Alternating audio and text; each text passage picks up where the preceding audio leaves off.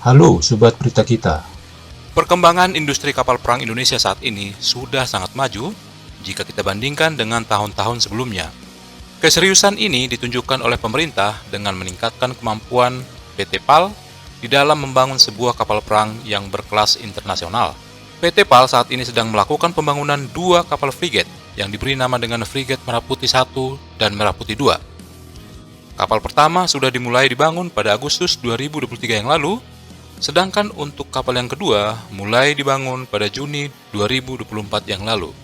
Kedua kapal perang kelas frigate tersebut awalnya direncanakan akan dibangun pada Maret 2025 ini. Namun melihat kebutuhan dan kemampuan PT PAL, maka pembangunan kedua kapal frigate tersebut dipercepat.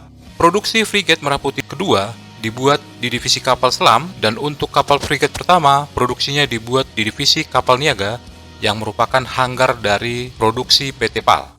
Diharapkan kedua kapal ini akan diserahkan ke TNI Angkatan Laut pada tahun 2028 atau 2029 yang akan datang. Kapal frigate kelas Merah Putih ini adalah varian dari desain Arrowhead 140 Babcock yang merupakan turunan dari frigate kelas Iver Huitfeldt milik Angkatan Laut Denmark. Kapal frigate Merah Putih kedua yang merupakan tipe kapal perang canggih yang didesain dengan kemampuan tempur 4 matra, di antaranya tempur laut ke laut, laut ke udara, anti kapal selam, dan perang elektronik. Frigate Merah Putih saat ini merupakan kapal tempur permukaan terbesar yang pernah dibangun di Indonesia. Dengan panjang 140 meter dan bobot 5.996 ton, pembangunan kapal ini menandai tonggak penting dalam kemampuan pembuatan kapal Angkatan Laut Indonesia. Frigate Merah Putih akan memiliki mesin penggerak combine diesel dan diesel atau yang disebut dengan CODAD dengan kecepatan maksimumnya sekitar 28 knot dengan muatan penuh dan daya tahan 9.000 pada kecepatan 18 knot. Mayoritas rangkaian sensor frigate ini akan dipasok oleh perusahaan pertahanan terkemuka Turki. Salah satu komponen yang paling menonjol dari rangkaian ini adalah radar multifungsi METE-HAN yang mengintegrasikan modul X-band dan IFF dari radar pengawasan udara tercanggih milik Kafrat Turki.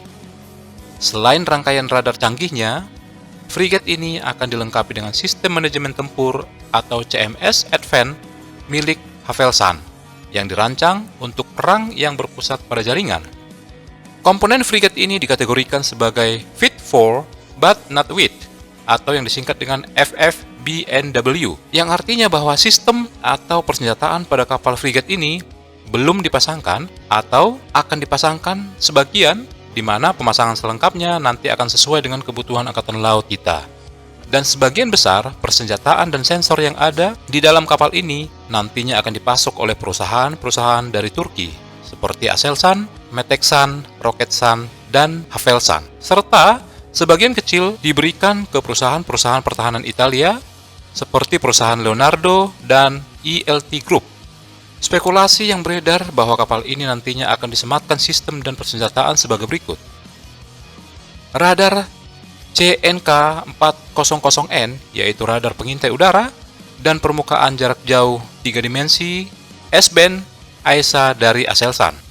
2 dari 4 Lionfish 12.7 stasiun senjata jarak jauh TOP dari Leonardo, 2 peluncur torpedo B515 324 mm dari Leonardo untuk torpedo MU-90 LWT. Pada tiang utama kapal ini nantinya akan disematkan radar multifungsi METE-HAN X-band dari Aselsan. Sonar Versah buatan Aselsan akan dipasang di lambung kapal ini, dan sistem Advanced Manajemen Tempur serta peralatan pusat informasi tempur dari Havelsan. 2 radar pengawas tembakan yang kemungkinan menggunakan STIR 1,2 MK2 dari Thales. Aselsan juga dapat menyediakan radar navigasi, sistem peringatan laser, sistem IRST, sistem pertahanan torpedo, dan peralatan SATCOM. Data yang sudah kita sebutkan di atas itu belum semuanya. Masih banyak lagi rahasia kecanggihan kapal ini yang belum diungkapkan ke publik. Hal ini untuk menjaga kerahasiaan kecanggihan kapal tersebut. Frigate Merah Putih ini akan menjadi kapal perang terbesar di Indonesia dan 100% dibuat oleh putra-putri terbaik bangsa kita. Bagaimana tanggapan Anda? Silahkan komentar di bawah.